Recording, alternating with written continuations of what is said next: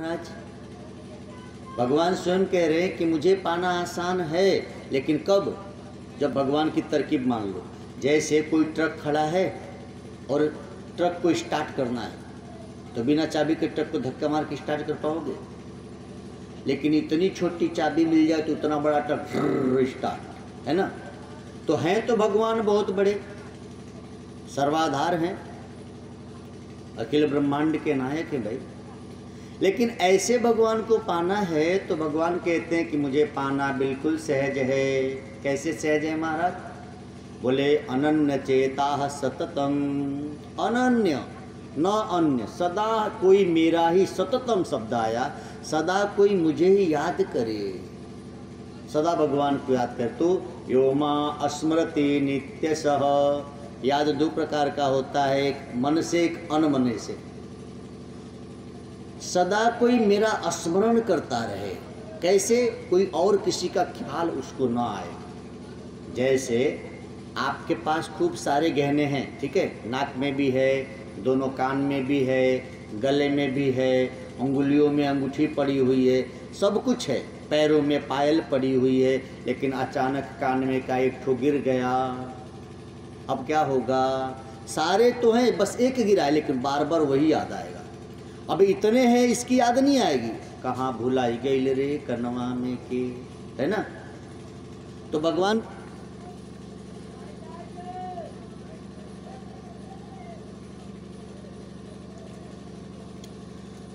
भी यही कह रहे हैं, भगवान भी यही कह रहे हैं कि आपको भी कैसे याद आनी चाहिए मेरी, योमा स्मृति नित्य सह। भगवान कैसे याद करे भगवान को? जैसे कोई विशेष चीज खो जाने पे और सारी चीजें होती हैं, लेकिन याद बस उसी की आती है ना? अभी कोई चीज खो जाए, आपका 500 की एक नोट गिर जाए बस, तो घर में बाकी सब पैसे हैं, गहने हैं, घर के सारे फर्नीचर हैं, सब सुविधा है, गाड़ी घोड़ा खड़ा है, लेकिन कुल भूला के पैसे याद आई, 500 रुपया कहाँ गिर गए है ठाकुर जी। तो भगवान कृष्ण कहते हैं अनन्य चेता सततम, कैसे याद करना है मुझे? योमा स्मृति नित्य सह, जैसे सतत वही खोया हुआ धन, खोया हुआ गहना, खोया हुआ व्यक्ति। आपके पास 5 बच्चे हैं और एक बच्चा खो जाए तो 4 बच्चे हैं, इसकी खुशी नहीं है, वो 4 बच्चे याद नहीं आएंगे, लेकिन वो 5वां बार बार याद आएगा, है ना?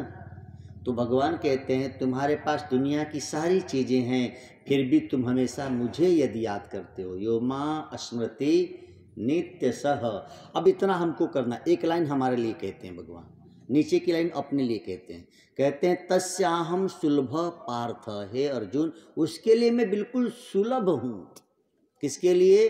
अनन्य से, अनन्य चेता सततम यो मां स्मृति नित्य सह, जो अनन्यता से मुझे याद करते हैं, तस्याहम सुलभ पार्थ नित्य युक्त योगिनः। गोपियों को जब उद्धव जी समझाने गए थे कि कृष्ण के विरह में तुम क्यों ऐसी बावरी बनी हो, गोपियों ने कहा उद्धव जी बड़े ज्ञानी बने हो, आपको किसने कहा कि हमारा कृष्ण हमसे दूर है? हमारा कन्हैया सदा हमारे साथ है, जित देखूं तित श्याममयी है। उद्धव का ज्ञान धरा का धरा रह गया, उद्धव मन न भये 10-20, एक ही तो मन था, वो कान्हा अपने संग लेके गया, अब दूसरा मन होगा तब तो किसी और को याद करेंगे।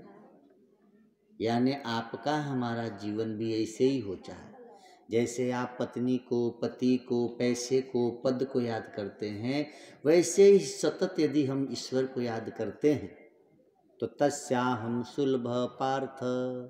अच्छा, एक बड़े मजे की बात देखो, आप आइसक्रीम को याद करो तो आइसक्रीम आपको आके मिल जाएगी क्या? नहीं ना, नहीं मिलेगी, है ना?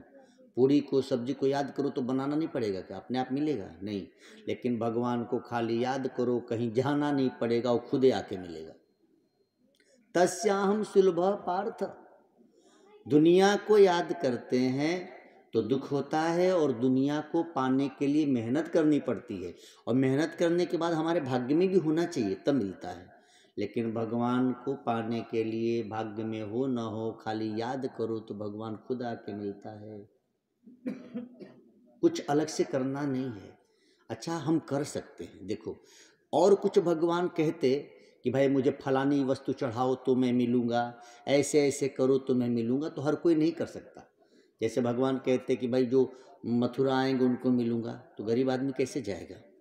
भगवान कह दे कि मेवा मिश्री चढ़ाओ तो मिलूँगा, तो हर आदमी कहाँ से चढ़ा पाएगा। लेकिन याद तो हर कोई कर सकता है ना, अमीर भी और गरीब भी। याद करने में कहाँ पैसा लगना है। अमीर भी कर सकता है और गरीब भी कर सकता है। याद करने के लिए कोई मेहनत नहीं करनी है। बीमार व्यक्ति भी कर सकता है और स्वस्थ व्यक्ति भी कर सकता है ना। लड़की भी कर सकता है, लड़का भी कर सकता है। घर में भी कर सकते हो, बाहर भी कर सकते हो। खाना घर में बना सकते हैं, रेलवे स्टेशन पर थोड़ी बनाएंगे, घर से बना के ले जाना पड़ता है।